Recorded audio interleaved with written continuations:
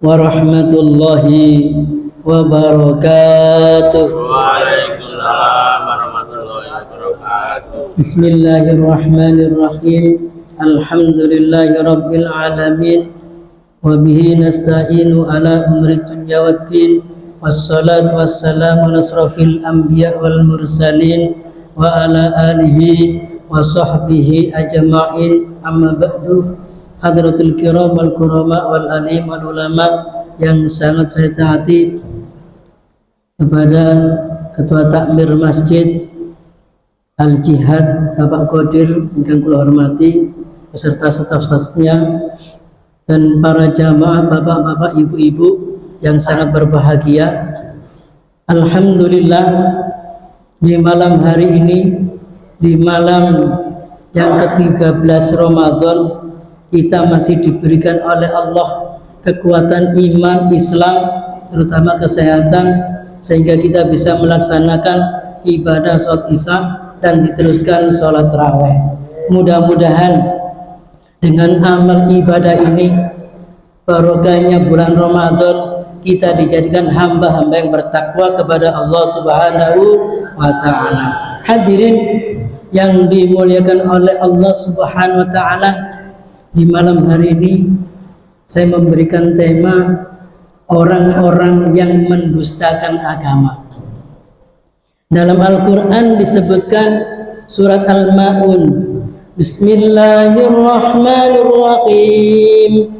Ara'aital ladzi yukadzibu bid-din, fadzalikal ladzi yad'ul yatim ولا يحض على طعام المسكين فويل للمصلين الذين هم عن صلاتهم ساهون الذين هم يراءون ويمنعون الماعون. Isi daripada kandungan surat Al-Ma'un yang pertama, tahukah kamu orang yang mendustakan agama? Ini yang perlu diketahui bagi kita semua dalam Al-Quran, yaitu orang-orang yang menghardik anak yatim. Menghardik anak yatim, selalu mengolok-olok anak yatim, karena anak yatim itu super ya, nakalnya tuh super, tidak seperti biasanya anak-anak yang lain. Biasanya anak yang lain bisa tekun, baik, tapi anak yatim ini itu biasanya tuh nakalnya sangat-sangat nakal sekali. Ini menjadi cobaan bagi kita orang yang beriman kepada Allah Subhanahu wa ta'ala. Tapi kalau kita bisa merawat anak yatim ini, maka kita diberikan ganjaran oleh Allah Subhanahu wa ta'ala, diberikan yaitu dekat dengan Rasulullah sallallahu alaihi wasallam, karena Rasulullah sallallahu alaihi wasallam adalah orang yang cinta pada anak-anak yatim. Hadirin yang dirahmati oleh Allah Subhanahu wa taala, asbabun nuzul atau sebab turunnya surat Al-Ma'un ini, dulu pada zaman Rasulullah sallallahu alaihi wasallam, yaitu pamannya Abu Jahal itu senang mengadakan perkumpulan, mengadakan pesta, menyembelih onta untuk makan-makan bersama. Tapi yang diundang orang kaya-kaya semua, orang miskin tidak diundang. Ketika anak yatim minta untuk makan, dihardik, malah dicemooh, malah dihina karena kenakalan anak yatim. Akhirnya suatu ketika salah satu sahabat itu marah dengan Abu Jahal, karena kemarahannya tidak ditanggapi. Kemudian dilaporkan kepada Rasulullah SAW. Ya Rasulullah, inilah ada umatmu anak yatim, tapi dihardik, dicemooh, dihina oleh Abu Jahal. Hak-haknya tidak diminta, tidak dikembalikan. Padahal yang diminta itu haknya anak yatim tersebut. Ketika orang tuanya meninggal, harta bendanya, warisannya itu dipegang oleh Abu Jahal. Maksudnya untuk dirawatnya, dipelihara. Tapi kenyataannya Abu Jahal tidak mengindahkan, malah dibuat foya-foya. Akhirnya Rasulullah SAW itu datang dengan para sahabat untuk meminta hak-haknya. Hak-haknya anak siapa? Anak yatim. Kemudian ketika berhadapan Abu Jahal diminta, kemudian Abu Jahal ini takut kepada Nabi Muhammad SAW, karena Nabi Muhammad itu orangnya wibawa, orangnya jujur, orangnya bijaksana sekali, sehingga Abu Jahal takut kepada Nabi Muhammad SAW. Akhirnya harta bendanya anak yatim ini diberikan semua. Kemudian para orang kafir Quraisy ganti ngolok-ngolok Abu Jahal. Wahai Abu Jahal, kenapa kamu takut Nabi Muhammad SAW? Iya, tidak tahu, saya kok murmur takut kehadiran Nabi Muhammad SAW, gemeteran. Akhirnya diberikan semua. Inilah salah satu asbabun nuzul surat Al-Ma'un. Dan isi daripada kandungan yang nomor 2 adalah tidak memberikan fakir miskin untuk makan. Pada waktu itu diadakan pesta makanan enak-enak, bikin nyembelih muntah, tapi para ahli miskin tidak diperbolehkan masuk, tidak diperbolehkan untuk memakannya sedikit pun. Ini orang-orang kafir Quraisy, orang-orang pembesarnya. Jadi ini termasuk orang-orang yang mendustakan agama. Alhamdulillah di sini takmir masjidnya sangat loyalitas sehingga diadakan takjil bersama. Ini menunjukkan Islam kita itu benar-benar utuh. Islam kita adalah kafah, seutuhnya membawa Islam menuju ridha Allah Subhanahu wa taala. Hadirin yang dimuliakan oleh Allah Subhanahu wa taala, di antaranya orang-orang yang mendustakan agama adalah orang yang sholat. Celakalah bagi orang sholat. Ini terusannya, siapa yang orang sholat ini aku celaka? Yaitu orang-orang yang melalaikan sholatnya.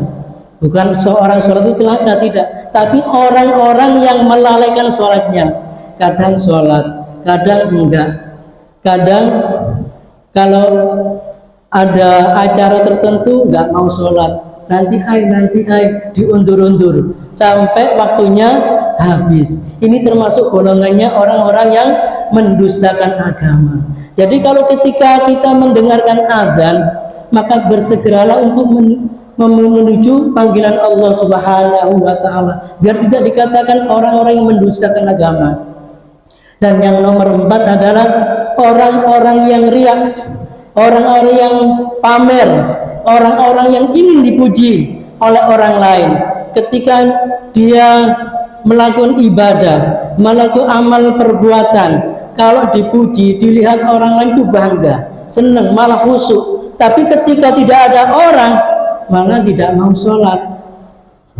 Waktu sholat dikumandangkan, kemudian lihat tuh ada si A, si B, ini orang kaya, orang hebat, saya mau sholat. Di belakangnya tuh jejer supaya dianggap, karena ingin dipuji.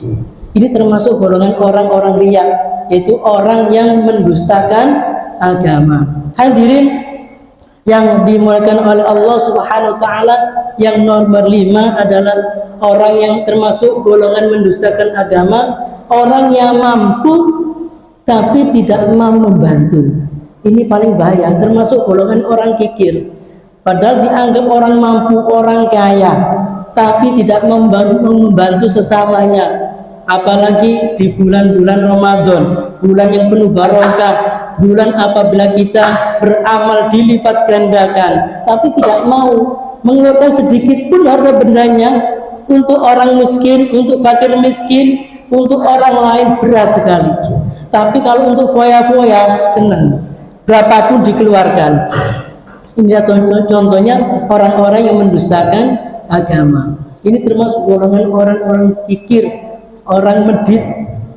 Ini ada suatu cerita. Dulu ada seorang kaya raya, saking kayanya suatu desa nggak ada yang membandingkan. Sampai suatu ketika dia itu sakit, sakitnya nggak sembuh-sembuh, sakitnya nggak sembuh-sembuh. Akhirnya nadar, nanti kalau saya sembuh, saya nadar akan membangun masjid dengan dana saya 5 miliar. Ini enggak main-main, Pak. Dananya 5 miliar disumbangkan, tapi untuk kesembuhan. Setelah ditunggu 1 tahun, 2 tahun, sampai 3 tahun, belum sembuh-sembuh juga. Akhirnya nadar lagi. Nanti kalau saya sembuh akan nyumbang kepada yatim piatu sebanyak 5 miliar. Nah ini juga banyak. Ditunggu sampai 1 tahun, 2 tahun, 3 tahun, nggak sembuh-sembuh juga. Akhirnya bingung, saking bingungnya wis ngawur, wis nadar lagi ya. Nadarnya apa? Nanti kalau saya sembuh akan memberikan 5 miliar ini kepada anak setan. Oh, bingung nih, yang diberikan anak setan. Kemudian belum lama setelah nadar itu kok sembuh, diberikan oleh Allah kesembuhan. Akhirnya setelah sembuh dia bingung, siapa anak setan dia? Akhirnya dia lari kepada ustadz, para kiai tanya, ya kiai, saya ini nadar kemarin 1 tahun, 2 tahun sampai 3 tahun untuk sembuhan saya, nadar untuk bangun masjid gak sembuh. Sampai ke 3 tahun lagi nadar untuk berikan fakir anak yatim gak sembuh. Tapi yang ketiga kalinya ini saya nadar kalau sembuh memberikan sodakoh kepada anaknya setan. Kira-kira anaknya setan ini siapa kiai? Oh iya ya, sebentar, ada ini Al-Qur'annya. Innamal khamru wal maisiru wal ansabu rijsun min amali syaiton. Jadi anak-anak setan itu termasuk orang-orang yang melakukan amalnya setan, yaitu orang pemabuk, penjudi, penzina, dan termasuk orang kikir, orang medit, itu termasuk golongannya anaknya setan. Akhirnya carilah orang-orang ini di kampung sebelah, di perumahan, dimanapun kamu. Akhirnya dicari. Setelah dicari, adakah di sini yaitu orang yang termasuk pemabuk? Oh ada di sana. Namanya ini. Akhirnya didatangi. Akhirnya ketemu. Wah ini cocok ini. Kelihatannya benar-benar nakal ini, pemabuk dia itu. Ini sudah laki-laki, rambutnya panjang, ada anting-antingnya, ada tatonya, dan yang membuat heran lagi, kaosnya itu tulisannya panitia hari kiamat. Wah cocok ini, berarti ini. Kemudian diberikan, apa kamu benar ini namanya ini? Oh, benar. Apa kamu pemabuk? Iya. Ini saya berikan uang 5 miliar. Loh kok banyak Pak? Untuk apa ini? Sudah kamu ambil aja. Ini ya dari mana ini? Seandainya ini saya ambil, kemudian Bapak pergi, saya digerebek polisi. Enggak, ini tetap uang saya ini, tetap di sana. Enggak ceritakan, enggak mau saya kalau enggak diceritakan. Akhirnya diceritakan bahwasanya ceritanya setelah nadar yang pertama, kedua, dan yang ketiga itu, saya kalau sembuh akan memberikan harta saya sebanyak 5 miliar kepada anaknya setan. Nah anaknya setan itu katanya ya itu kamu itu apa? Bilang apa lagi? Saya dikatakan anak setan, marah-marah. Ini si pemabuk dikatakan anak setan, marah-marah. Akhirnya pas sama bawa pergi semua ini. Saya nggak mau dikatakan anak setan. Pada waktu itu langsung tobat. Inilah orang pemabuk pun masih mempunyai harga diri, nggak mau dikatakan menjadi anak setan. Jadi anak setan itu orang-orang yang berbuat semaunya sendiri, amalannya setan, termasuk pemabuk, penjudi, dan penzina. Kemudian dicari lagi, ini siapa lagi ya? Pemabuk sudah nggak mau, penjudi. Ini ada penzina nih. Saya dengar di sana itu ada penzina ini. Saya tanyakan, oh ya ada di sana penzina. Orangnya cantik, orangnya super. Akhirnya didatangi. Kemudian didatangi, hajatnya dikatakan saya akan memberikan kamu 5 miliar karena saya ini dulunya punya nadar, yang pertama ini, yang kedua ini, yang ketiga, yaitu saya akan kalau sembuh sodakoh saya berikan 5 miliar kepada anak setan. Ternyata katanya kiai termasuk anak setan itu sampean, kamu ini termasuk anak setan. Ini orang pezina marah-marah. Wes kamu itu bagaimana? dikatakan saya ini anak setan, saya ini orang manusia biasa, kok tetap dikatakan anak setan. Ini pezina pun masih punya harga diri. Akhirnya bagaimana? Wes tak tobat wis. Akhirnya tidak melakukan amalnya setan biar tidak dikatakan jadi anaknya setan. Hadirin yang dimuliakan oleh Allah Subhanahu wa taala, singkat cerita kemudian dia mencari orang yang kikir, orang yang paling medit di daerah tersebut. Tanya-tanya si fulan ini ada enggak yang namanya ini, yang dia itu termasuk orang medit, orang kikir. Akhirnya tanya, oh ada di sana, namanya Haji ini. Akhirnya didatangi. Kemudian beliau menjumpai orang kikir tersebut, mengatakan, wahai Bapak, apa benar namanya ini? Oh iya, saya ini sudah 15 kali haji.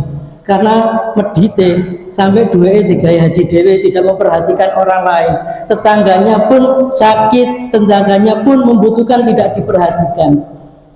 Hadirin yang dimuliakan oleh Allah SWT, kemudian orang tersebut tanya, loh sampai Pak Haji, kenapa aku gak tanya dari mana uang ini? Saya berikan sodako 5 miliar kok langsung senang. Iya, kalau saya ini melihat uang itu mata saya langsung hijau, lupa semuanya. Wes gini aja, biar saya dikatakan anak setan, biar dikatakan bapak setan, biarkan dikatakan baik setan juga, biarkan. Saya itu kan uang paling senang sekali. Inilah orang yang paling medit, orang kikir. Nah, orang kikir ini gak gelem tobat, apalagi di bulan Ramadan, angel tobatnya, akhirnya tidak masuk surganya juga sulit. Padahal orang yang paling mudah masuk surganya Allah itu orang-orang sing loman, orang-orang yang mau bersedekah kepada fakir miskin, orang-orang bersedekah kepada orang lain. Hadirin yang dimuliakan oleh Allah Subhanahu wa taala, ketika kita diberikan mampu oleh Allah Subhanahu wa taala, ketika di sekitar kita ada yang tidak mampu, ada yang sakit, ada yang tidak bisa mencekolahkan anaknya, maka dari itu mari kita panggil hati kita untuk menuju Allah, menuju sabilillah, yaitu menjual atau harta benda kita berikan kepada orang-orang yang membutuhkan. Jangan pelit-pelit Pak, karena orang sing sugih, sing loman itu rezekine akeh.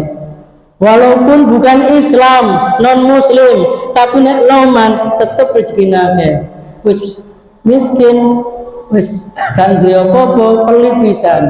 Nah ini hadirin yang dipimpin oleh Allah Subhanahu wa taala, mudah-mudahan dengan sedikit ceramah ini, mudah-mudahan kita dijadikan hamba-hamba yaitu yang bertakwa kepada Allah Subhanahu wa taala dan dihindarkan dari orang-orang yang mendustai agamanya Allah. Hadirin yang dimuliakan oleh Allah Subhanahu wa taala, mudah-mudahan kita mendapat barokah di bulan Ramadan pada hari ini. Ihdinas siratal mustaqim. Assalamualaikum warahmatullahi wabarakatuh.